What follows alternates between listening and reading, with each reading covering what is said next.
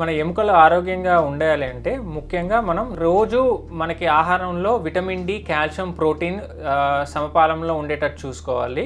అనగా రోజు కనీసం 2 గ్లాసులు పాలు, ఎగ్, కొద్దిగా ఫిష్, డ్రై ఫ్రూట్స్ కానివ్వండి, దాంతోపాటు సోయాబీన్, దాని తర్వాత ఎండలో కనీసం రోజు గంట సేపు కూర్చుంటే కనుక ఈ సూర్యరశ్మి నుంచి మన చర్మంలో ఉండే ఒక కొలెస్ట్రాల్ లివర్, కిడ్నీకి చేరి active form of vitamin D కింద కన్వర్ట్ అవుతూ ఉంటుంది. సో ఈ వ్యాయామాలు యొక్క ముఖ్య ఉద్దేశం ఏంటి అంటే 30 ఏళ్ళు దాటిన తర్వాత మెల్లగా ఎముకలు పలచబడడం స్టార్ట్ అవుతుంది.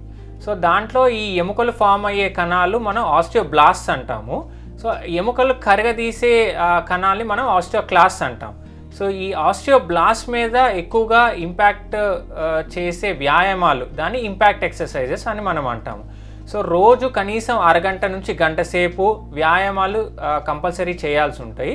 సో ఈ వ్యాయామాల్లో కూడా చాలా రకాలు ఉన్నాయి. సో ఇంపాక్ట్ ఎక్సర్సైజెస్ అనివ్వండి, వెయిట్ బేరింగ్ ఎక్సర్సైజెస్ అనివ్వండి, లేదా స్ట్రెంథనింగ్ అండ్ స్ట్రెచింగ్ ఎక్సర్సైజెస్.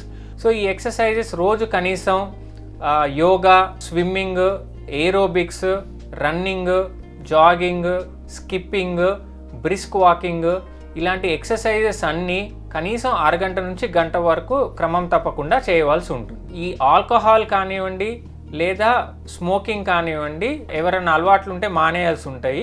ఎందుకంటే ఈ స్మోకింగ్ ఎక్కువ చేసే వాళ్ళలో కానివ్వండి, ఆల్కహాల్ ఎక్కువ తీసుకునే వాళ్ళలో ఈ ఎముకలు పలచబడి ఉండి ఎముకలు తొందరగా పలచబడి ఈ ఆస్టియోపోరోసిస్కి దారితీస్తాయి. అలాగే రోజు కొంతమందికి కాఫీ వచ్చేసి 5-6 సార్లు తాగడం అలవాటు ఉంటుంది.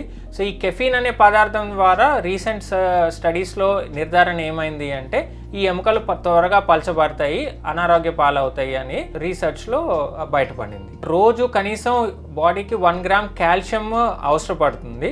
1 గ్రామ్ ఈ కాల్షియం ఎస్పెషలీ పోస్ట్ మెనోపాజల్ ఉమెన్లో 1 గ్రామ్ కాల్షియం సప్లిమెంట్స్ తీసుకోవాల్సి ఉంటుంది. దాంతోపాటు విటమిన్ డి కూడా.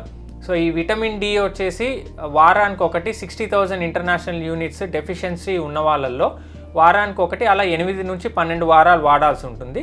దాని తర్వాత నెలకు ఒక capsule vitamin D capsule powder కానివ్వండి లేదా క్యాప్సూల్ కానివ్వండి లేదా చూవబుల్ ట్యాబ్లెట్స్ లేదా సిరప్ ఫామ్లో ఈ విటమిన్ డి తీసుకుంటే ఉంటే కనుక ఎప్పటికీ vitamin D calcium levels maintain అవుతూ ఉంటాయి. ఈ మణికట్టులో కానివ్వండి లేదా తుంటి పైభాగంలో కానివ్వండి లేదా వెన్నుపూసల్లో ఈ ఎముకలు కుంగిపోయి వాళ్ళకి దెబ్బ తగలకుండా కూడా ఎముకలు విరిగే ప్రమాదం ఉంది. లేదా చిన్న దెబ్బ తగిలినా కూడా 3 నుంచి 4 ముక్కలు పీసుల్లాగా అయిపోతే కనుక మాత్రం అప్పుడు సర్జరీకి కూడా చేయాల్సి ఉంటుంది. సో ఇవన్నీ అవాయిడ్ చేయాలి అంటే కనుక ముందరే వయసు పైబడక ముందే ఈ మనం మాట్లాడుకున్న ఈ పద్ధతుల ద్వారా ఎముకలు హెల్తీగా ఉంచుకుంటే మాత్రం ఈ ఆస్టియోపోరోసిస్ వ్యాధి నుంచి దూరంగా ఉండవచ్చు.